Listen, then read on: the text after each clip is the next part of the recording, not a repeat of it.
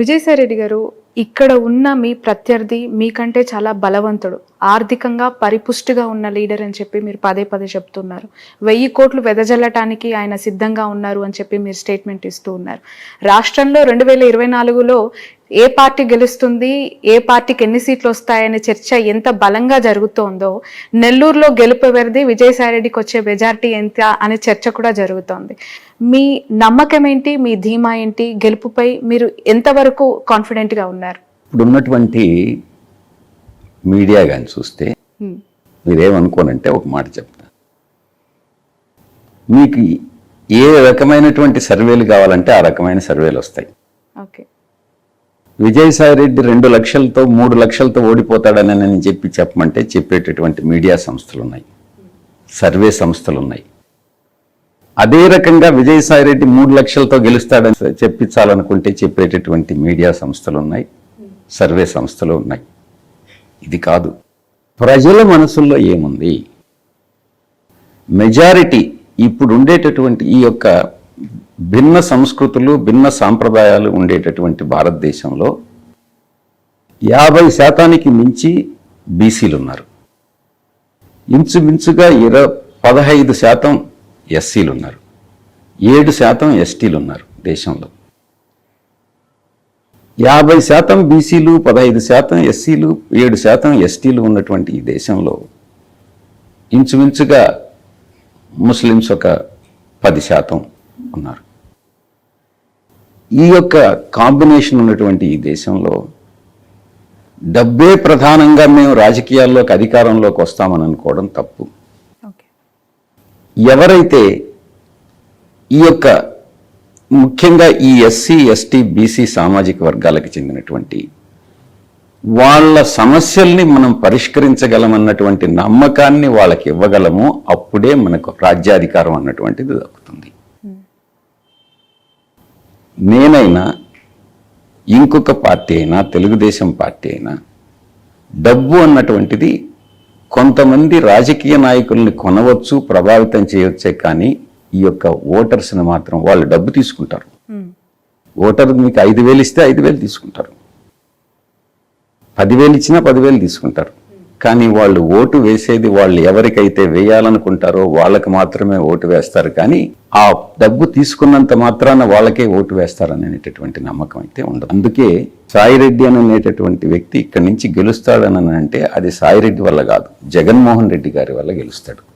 ఎందుకనంటే source of power, source of authority మా అధినాయకుడు జగన్మోహన్ రెడ్డి గారుని చూసి ఓటేస్తారే కానీ సాయిరెడ్డిని చూసి ఓటేస్తారని నేను భావించట్లేదు. నెల్లూరు జిల్లా బరిలో మీరు దిగారు ఎంపీ క్యాండిడేట్గా. విజయసాయి రెడ్డికి ఎందుకు ఓటు వేయాలి, ఎందుకు గెలిపించాలి, మీరు ఏం చేస్తారు ఈ నియోజకవర్గానికి అంటే ఏదైనా ప్రత్యేకమైన మేనిఫెస్టో పెట్టుకోవడం జరిగింది? 40 పేజీలు ఏదో పెద్ద పుస్తకమే తయారు చేస్తున్నారని విన్నాం, నిజమేనా? మీరు ఒక్కసారి నెల్లూరుని ఈరోజు చూడండి. ఇక్కడే పుట్టాను, ఇక్కడే మా సొంత ఊర్లో పల్లెటూరులో 5వ క్లాస్ వరకు చదువుకున్నాను. తర్వాత ముత్తుకూరు పక్కన ఒక గ్రామంలో పంచాయతీలో 5 నుంచి 10 దాకా చదువుకున్నాను. తర్వాత విఆర్ కాలేజీలో టౌన్లో చదువుకున్నాను. ఈ యొక్క జిల్లా గురించి, ఈ యొక్క జిల్లాలో ఉన్నటువంటి అన్ని ప్రాంతాల గురించి ప్రతి ఇంచి నాకు తెలుసు. ప్రజల మనోభావాల గురించి పూర్తిగా ఆకలింపు చేసుకున్నటువంటి వ్యక్తిని. తర్వాత చెన్నైకి వెళ్ళడం జరిగింది. విజయసాయి రెడ్డికి ఎందుకు ఓటేయాలి అని అంటే మొట్టమొదటి కారణం, నేను ఇంతకుముందు చెప్పినట్టు జగన్మోహన్ రెడ్డి గారిని చూసి నాకు ఓటేస్తారు. 2, ప్రజల మనోభావాల్ని, ఇక్కడ ప్రజల మనోభావాల్ని అర్థం చేసుకోగలిగినటువంటి వ్యక్తిగా, ఆ సమస్యలను పరిష్కరించగలిగినటువంటి సామర్థ్యం, చిత్తశుద్ధి నాకు ఉంది అన్నటువంటి భావన వాళ్ళలో ఉంది. 3, ఏదైనా ఒక సమస్య ఉంటే దాన్ని ఫస్ట్ ఆకలింపు చేసుకుని ఆ సమస్య పరిష్కారానికి చిత్తశుద్ధితో పనిచేస్తాను. 4, నాకు వేరే ఏ యావిగేషన్స్ లేవు, వ్యాపారాలు లేవు, రాజకీయమే 24 గంటలు 365 రోజులు. ఢిల్లీలో పార్లమెంట్లో మాట్లాడతాను, ఢిల్లీ సమస్యల్ని అడ్రస్ చేస్తాను, పార్టీ వ్యవహారాలు చూసుకుంటాను, లేకుండా ఉంటే నెల్లూరులో ఇక్కడ ప్రజల వ్యవహారాలు చూసుకుంటా, అంతే. మూడే ఉంటాయి.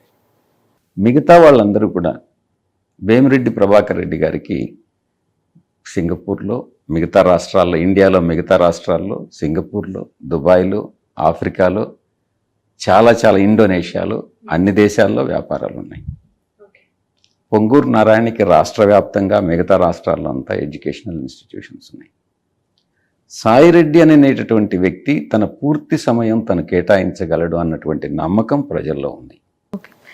ఈ ఈ అనౌన్స్మెంట్స్లో ఒక ఇంట్రెస్టింగ్ ఫ్యాక్టర్ సార్, మీరు నెల్లూరుకి ఏదో ఎయిర్పోర్ట్ కూడా తీసుకొస్తాను గెలిస్తే అని చెప్పారు. Is it possible? ఆచరణ సాధ్యం కాని హామీలు ఏదో ఇస్తున్నట్టు అనిపిస్తుంది అని చెప్పి ఒక కమెంట్ కూడా వినిపిస్తోంది. ఎందుకంటే భారీగా దానికి ల్యాండ్ పులింగ్ చేయాలి, సెంట్రల్ గవర్నమెంట్ అనుమతులు చాలా తీసుకోవాల్సి ఉంటుంది, చాలా డబ్బుతో కూడుకున్న అంశం. అఫ్ కోర్స్ మీ ప్రభుత్వం మీద చాలా ఆరోపణలు ఉన్నాయి, అభివృద్ధికి చాలా దూరంగా ఉన్న ప్రభుత్వం, సంక్షేమాలే ప్రధానంగా పోతున్న ప్రభుత్వం అని చెప్పి ఎయిర్పోర్ట్ ఏ విధంగా పాసిబుల్ అవుతుంది, దట్ నెల్లూరు డిస్టిక్? ఎయిర్పోర్ట్ మాత్రమే కాదు, మీకు కొన్ని విషయాలు చెప్పాలి. నేను ఇచ్చినటువంటి ప్రతి హామీ ఆచరణ సాధ్యమే. ఉదాహరణకి ఎయిర్పోర్ట్, ఒక 8 సంవత్సరాలు పార్లమెంటు సభ్యుడిగా పనిచేశాను, కామర్స్ కమిటీ చైర్మన్గా పనిచేశాను, ఆ తర్వాత ట్రాన్స్పోర్ట్, టూరిజం, కల్చర్ చైర్మన్గా పనిచేశాను. దీంట్లో ఈ యొక్క కమిటీ చైర్మన్గా నా కింద shipping ministry, civil aviation ministry, road transport ministry, tourism, culture అన్నీ కూడా దీని కిందే వచ్చాయి. నేను లోక్సభకి వెళ్తే మారచ్చు. నాకున్నటువంటి మా యొక్క గౌరవ ముఖ్యమంత్రి గారి సపోర్ట్తో, నాకు సెంట్రల్ గవర్నమెంట్లో ఉన్నటువంటి పరిచయాలతో తప్పకుండా ఎయిర్పోర్ట్ అన్నటువంటిది మొదట సెంట్రల్ గవర్నమెంట్ సబ్జెక్ట్ ఉండింది, తర్వాత దాన్ని కంకరెంట్ సబ్జెక్టుగా చేర్చారు. ఈరోజు స్టేట్ గవర్నమెంట్ అయినా సెంట్రల్ గవర్నమెంట్ పర్మిషన్తో ఎయిర్పోర్ట్ పెట్టచ్చు, లేకుండా ఉంటే ఎయిర్పోర్ట్ అథారిటీ ఆఫ్ ఇండియా అయినా కూడా ఎయిర్పోర్ట్ పెట్టచ్చు. ల్యాండ్ అన్నటువంటిది 1900 ఎకరాలు, 2000 ఎకరాలు సిద్ధంగా ఉంది. ఓకే, అన్ని చూసుకొని స్టేట్మెంట్ ఇచ్చారు. అయితే దగదర్తి దగ్గర దానికి బ్యూరో ఆఫ్ సివిల్ ఏవియేషన్ అన్నటువంటిది క్లియరెన్స్ కావాల్సి ఉంటుంది. మోరోవర్ ఈ నా స్టాండింగ్ కమిటీ సివిల్ ఏవియేషన్ అన్నటువంటిది కూడా నా పరిధిలోకే వస్తుంది. ఎయిర్పోర్ట్ అన్నటువంటిది 100% సాధ్యం. 2, నేను ఒక స్పోర్ట్స్ కాంప్లెక్స్ పెడతామని చెప్పాను, 150 ఎకరాలు. 150 ఎకరాలు సిద్ధంగా ఉంది పొదలకూరు రోడ్లో, స్టేట్ గవర్నమెంట్ పరిధిలోనే ఉంది. మా గౌరవ ముఖ్యమంత్రి వర్యులను కన్విన్స్ చేసుకుని నేను స్పోర్ట్స్ కాంప్లెక్స్ 150 ఎకరాల్లో తీసుకురాగలను. ఔటర్ రింగ్ రోడ్ నా పరిధిలోనే ఉంది, నేను కమిటీ చైర్మన్ని. మీరు నెల్లూరు కానీ చూస్తే మిగతా యొక్క సిటీస్లో పోల్చుకుంటే నెల్లూరు రాజకీయంగా చైతన్యవంతమైనటువంటి జిల్లా. చాలామంది ఇక్కడ నుంచి చాలామంది వ్యాపార రీత్యా ఇతర రాష్ట్రాలకు కూడా వెళ్ళిపోయినటువంటి పరిస్థితి, చెన్నై, బెంగళూరు, హైదరాబాద్. కానీ నెల్లూరు సిటీ మాత్రం మిగతా సిటీస్తో కంపేర్ చేసుకుంటే విశాఖపట్నం కానీ, తిరుపతి కానీ, విజయవాడ కానీ, గుంటూరు కానీ, ఇది వెనుకబడినటువంటి ప్రాంతం. మీరు అంత డెవలప్మెంట్ అన్నటువంటిది ఇక్కడ లేదు. దానికి ఇప్పటి వరకు కూడా ఖచ్చితంగా ఈ సిటీని డెవలప్ చేయాలి అన్నటువంటి పట్టుదలతో ప్రయత్నం చేసినటువంటి రాజకీయ నాయకులు లేరు. ఎందుకనంటే వీళ్ళందరూ కూడా మిగతా రాష్ట్రాలకు కానీ మిగతా దగ్గరికి వెళ్ళి చేసుకుంటున్నారు. కాబట్టి తప్పకుండా 100% ఏదైతే మేనిఫెస్టోలో హామీ ఇచ్చామో అవన్నీ కూడా ఔటర్ రింగ్ రోడ్డు కానీ, స్పోర్ట్స్ కాంప్లెక్స్ కానీ, సాఫ్ట్వేర్ టెక్నాలజీ పార్క్ కానీ పెన్నా నదికి ఒడ్డున, టూరిజం డెవలప్మెంట్ కానీ, ఎయిర్పోర్ట్ కానీ, ఇవన్నీ కూడా తప్పకుండా మేము సాధించగలం. ఇంకా కూడా చెప్తా ఉన్నాను. ఓకే, ఈ యొక్క అండర్ గ్రౌండ్ ఎలక్ట్రిసిటీ వైర్లన్నీ భూగర్భంలో పంపించేదానికి అప్పుడే క్లీన్ అండ్ గ్రీన్ సిటీ అన్నటువంటిది సాధ్యం. ఎందుకనంటే ఈ వైర్లు ఉంటే ఎప్పుడు కూడా మనం చెట్ల పెంపకం అన్నటువంటిది చేయలేం. ఎప్పుడైతే గ్రీనరీ అన్నటువంటిది డెవలప్ చేస్తామో అప్పుడే టెంపరేచర్స్ కూడా తగ్గుతాయి. సార్, మీ ప్రభుత్వం మీద, పార్టీ మీద అవ్వచ్చు, ఒక అలిగేషన్స్ చాలా బలంగా వినిపిస్తుంది ఏంటంటే 2 నాలుకల వైఖరి, ద్వంద్వ వైఖరి అవలంబిస్తోంది వైసీపీ. అక్కడ సెంట్రల్లో మోదీ గారిని పల్లెత్తు మాట అన్నారు, వాళ్ళు తీసుకుంటున్న నిర్ణయాల మీద మీరు విమర్శలు ఉండవు. కానీ స్టేట్ విషయానికి వస్తే అలయన్స్ని పొద్దస్తమానం తిడుతూ ఉన్నారు, పురంధేశ్వరిని గారిని వ్యక్తిగతంగా దూషిస్తూ ఉన్నారు. ఇలా చేస్తూ యూనిఫామ్ సివిల్ కోడ్ లాంటి నిర్ణయాలకి మీరు మద్దతు పలికారు. మళ్ళీ మైనార్టీలకు పెద్ద వీట వేస్తుంది వైసీపీ ప్రభుత్వం అని చెప్తూ ఉన్నారు. బీసీలు, మైనార్టీ, ఎస్టీలంతా మేము చూసుకుంటాము, వాళ్ళు మాకే అనుకూలంగా ఉన్నారని చెప్తున్నది. ఇది ఎలా సాధ్యం అవుతుంది? సెంట్రల్లో ఒకటి, స్టేట్లో ఇంకొకటి. ఒక డిస్టింక్షన్ అనేది గమనించాలి. కేంద్ర ప్రభుత్వంతో రాష్ట్ర ప్రభుత్వం సత్సంబంధాలు నెలకొల్పుకున్నదే కానీ వైఎస్ఆర్సీపీ బీజేపీతో అనుసంధానమైందని మాత్రం చెప్పడానికి లేదు. రాష్ట్ర ప్రయోజనాలు కాపాడుకునేదానికి, రాష్ట్రానికి అత్యధికంగా నిధులు రాబట్టుకునేదానికి, అభివృద్ధికి చెందినటువంటి ప్రాజెక్టులు రాష్ట్రానికి తెచ్చుకునేదానికి కేంద్ర ప్రభుత్వంతో సత్సంబంధాలు మెయింటైన్ చేసినటువంటి మాట వాస్తవం. అంతేకాని బీజేపీ గవర్నమెంట్లో మేము ఏ రోజు భాగస్వాములం కాదు. చాలా సందర్భాల్లో కొన్ని సిఏఏ విషయంలో కానీ, త్రిపుల్ తలాక్ విషయంలో కానీ, రాబోయేటటువంటి యూనిఫామ్ సివిల్ కోడ్లో కానీ మా పార్టీ అధినాయకుడు, మా పార్టీ స్టాండ్ ఏందన్నటువంటి విధి విధానాలను బట్టి మేము పోతాం. సరే, అంశాల వారీగా మద్దతు ఇస్తూ ఉన్నారు. ఇక్కడ ఈ ఎన్నికల్లో ఎఫెక్ట్ పడదంటారు, ఎందుకంటే మైనార్టీలకి సంబంధించి ఓట్ బ్యాంక్ ఉంది. మీ నెల్లూరు సిటీ టికెట్ కూడా అదే కోటాలో ఇచ్చిన పరిస్థితి. త్రిపుల్ తలాక్ విషయంలో మేము చాలా స్పష్టంగా మా పార్లమెంటు సభ్యులు ఇచ్చినటువంటి స్పీచెస్ మీరు చూడండి, డిబేట్లో పార్టిసిపేట్ చేసింది, మా స్టాండ్ చాలా క్లియర్గా చెప్పాం.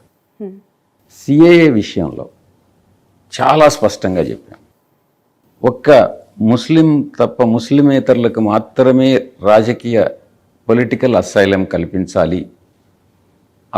కల్పించాలి అన్నటువంటి సిద్ధాంతాన్ని మేము వ్యతిరేకించాం. అందరికీ, ఎవరైతే హింసకు లోనవుతారో, ఆఫ్ఘనిస్తాన్లో కానీ, బంగ్లాదేశ్లో కానీ, పాకిస్తాన్లో కానీ, ఇతర దేశాల్లో కానీ హింసకు లోనైనటువంటి ఏ మతానికి చెందిన వాళ్ళైనా కూడా ఒకటిగానే పరిగణించాలన్నటువంటి విషయాన్ని చాలా స్పష్టంగా నేను రాజ్యసభలో, మిథున్ రెడ్డి గారు లోక్సభలో చాలా స్పష్టంగా చెప్పడం జరిగింది. అది మా పార్టీ స్టాండ్.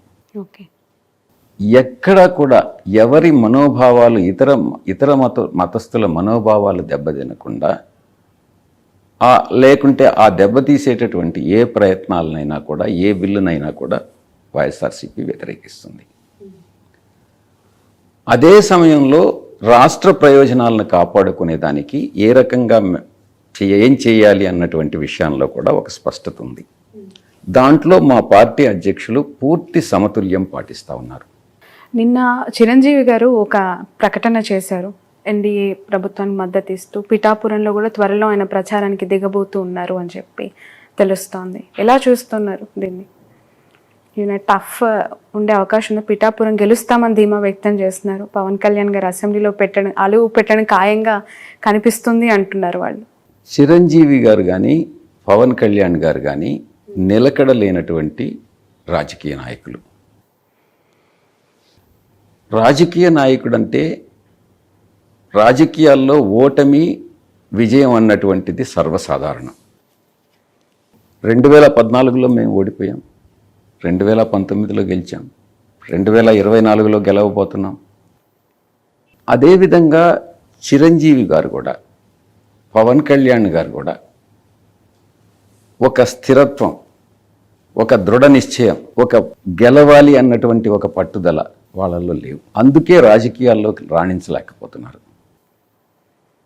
చిరంజీవి గారు అంతకుముందు రాజ్యం పెట్టి ఆ తర్వాత దాన్ని కాంగ్రెస్లో మెర్జి చేసి ఈరోజు వచ్చి నేను క్యాంపెయిన్ చేస్తానని అంటే, ఇప్పుడే నేను చెప్పాను ఇంతకుముందే, సినిమాల్లో రాణించినటువంటి వ్యక్తులందరూ కూడా రాజకీయాల్లో కూడా రాణిస్తారు అని అంటే ఆ భావన తప్పు అని. వాళ్ళని చూసేదానికి ప్రజలు రావచ్చు, చప్పట్లు కొట్టవచ్చు, కానీ వాళ్లకు ఓటేస్తారని అనేటటువంటి విషయంలో మాత్రం సందేహపడాల్సిందే. పవన్ కళ్యాణ్ విషయంలో అదే అర్థమవుతుంది. మీరు ఏదన్నా ఈవెన్ సినిమా హీరోయిన్ తీసుకొస్తే చాలామంది వస్తారు చూసేదానికి, కానీ ఆమెకి ఓట్లేరు. బట్ ఇక్కడ చరిష్మా ఉన్న హీరో టాలీవుడ్లో నెంబర్ 1 హీరో, అండ్ ఆ హీరోకి ఒక పెద్ద ఫ్యామిలీ ఉంది, వాళ్ళంతా ఒక నియోజకవర్గంలో కేంద్రీకృతమై ప్రచారం జరగబోతోంది. నేను చెప్పాను కదా, అదే కానైతే అమితాబ్ బచ్చన్ ప్రైమ్ మినిస్టర్ అయిపోయి ఉండాలని. రైట్.